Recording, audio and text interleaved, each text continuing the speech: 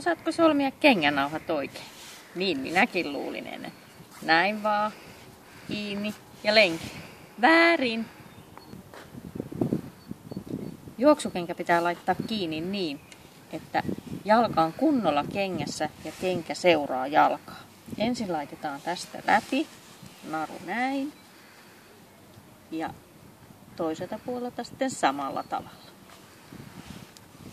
Sitten aletaan kiristämään tiukasti kenkää ja kengännauhoja. On oikein kunnolla kenkä jalassa.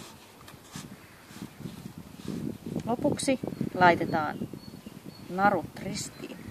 Näin. Kiristetään. Varmistetaan vielä, että kengät ovat varmasti kiinni. Vedetään ja laitetaan solmuun. Nyt kenkä on oikein hyvin jalassa.